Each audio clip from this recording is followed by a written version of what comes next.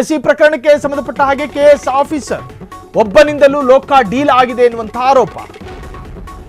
Dealer ನಿಂಗಪ್ಪನ ಜೊತೆ ಸಂಪರ್ಕದಲ್ಲಿದ್ದಂತಹ KAS ಅಧಿಕಾರಿ ನಿಜಕ್ಕೂ ಕೂಡ ಅತ್ಯಂತ ಶೋಚನೀಯ. ಅಧಿಕಾರಿಗಳ ಅಸೋಸಿಯೇಷನ್ನಲ್ಲಿ ಸಕ್ರಿಯನಾಗಿದ್ದಂತಹ ಕೆಎಎಸ್ ಅಧಿಕಾರಿ ಸದ್ಯ ಬಿಡಿಎ ಎಸ್ಎಲ್ಎಒ ಆಗಿರುವಂತಹ ಆ ಭ್ರಷ್ಟ ಕೆಎಎಸ್ ಅಧಿಕಾರಿ ಲೋಕಾಯುಕ್ತವನ್ನ ಮ್ಯಾನೇಜ್ ಮಾಡ್ತೀನಿ ಎನ್ನುತ್ತಿದ್ದ ಎಸ್ಎಲ್ಎಒ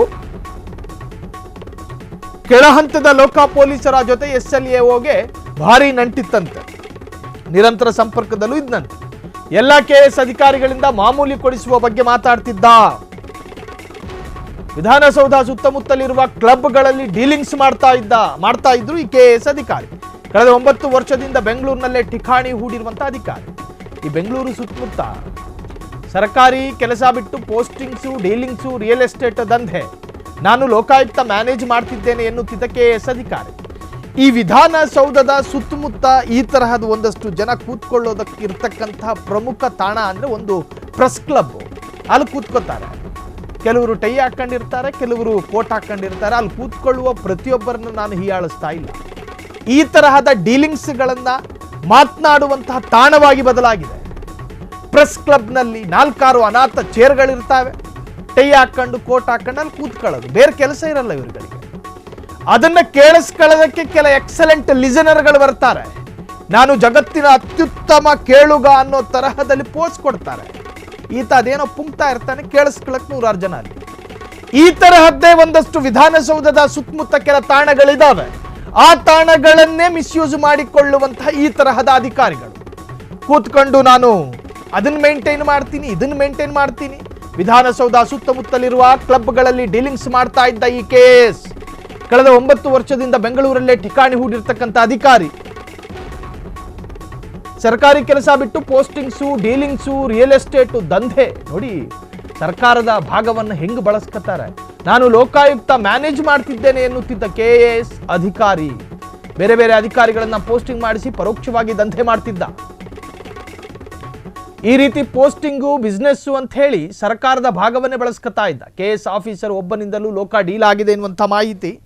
ಸೊ ಲೋಕಾಯುಕ್ತ ಹೆಸರಿನಲ್ಲಿ ದಂಧೆ ನಡೆಸ್ತಾ ಇದ್ದಂಥ ಅಧಿಕಾರಿಗಳಿಗೆ ಈಗಾಗಲೇ ನಡುಕವು ಕೂಡ ಶುರುವಾಗಿದೆ.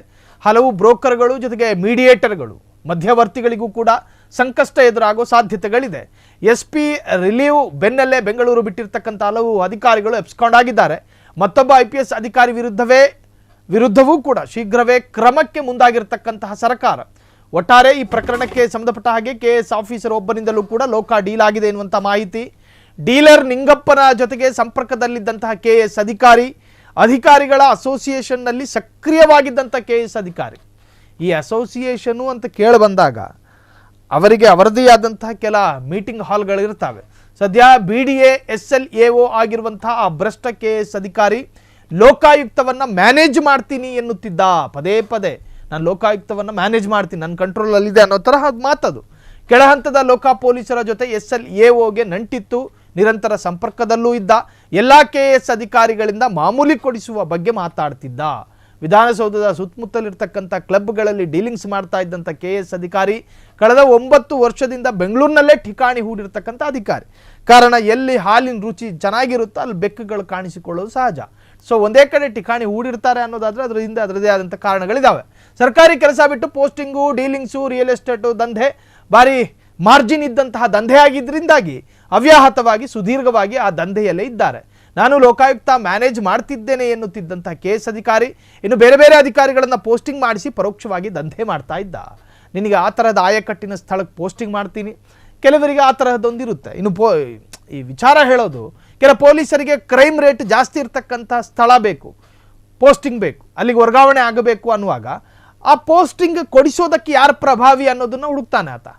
ಇಲ್ಲಾಂದರೆ ಕೆಲ ಏಜೆಂಟ್ಗಳಿಗೆ ಹೇಳಿರ್ತಾನೆ, ಅಣ್ಣ ನಾನು ಈ ಥರದ ಜಾಗಕ್ಕೆ, ಈ ಥರದ ಪ್ರದೇಶಕ್ಕೆ ನಾನು ಪೋಸ್ಟಿಂಗ್ ಆಗಬೇಕು, ಅಲ್ಲೊಂದು ಸ್ವಲ್ಪ ಕ್ರೈಮ್ ರೇಟ್ ಜಾಸ್ತಿ ಇದೆ. ಈ ಕ್ರೈಮ್ ರೇಟ್ ಜಾಸ್ತಿ ಇದ್ದಿದ್ದ ಸ್ಥಳನೇ ಯಾಕೆ ಆಯ್ಕೆ ಮಾಡ್ಕೋತಾರೆ, ಅದನ್ನು ಬಿಡಿಸಿ ನಾನು ಹೇಳಕ್ಕೆ ಹೋಗಲ್ಲ.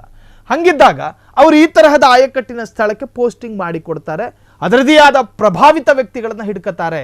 ಸೊ ಆ ದಂಧೆಯನ್ನು ಕೂಡ ಈತ ಮಾಡ್ತಾ ಇದ್ದ ಎನ್ನುವಂಥ ಮಾಹಿತಿ. ಒಟ್ಟಾರೆ ಸರ್ಕಾರ ಮಾತ್ರ ಈ ತರಹದ ಡೀಲಿಂಗ್ಸ್ಗಳು ಗಿರಾಕಿಗಳಿಗೆ ಹೆಡೆಮುರಿ ಕಟ್ಟೋದಕ್ಕೆ ಈ ತೀರ್ಮಾನವನ್ನು ಮಾಡಿಕೊಂಡಿದೆ.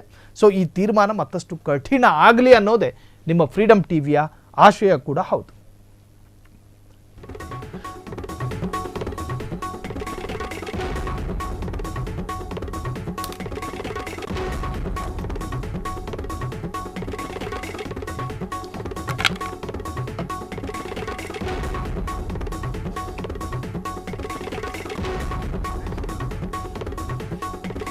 ಕ್ಷಣ ಕ್ಷಣದ ಸುದ್ದಿಗಳಿಗಾಗಿ ಫ್ರೀಡಂ ಟಿವಿ ಸಬ್ಸ್ಕ್ರೈಬ್ ಮಾಡಿ, ಲೈಕ್ ಮಾಡಿ ಹಾಗೂ ಫಾಲೋ ಮಾಡಿ.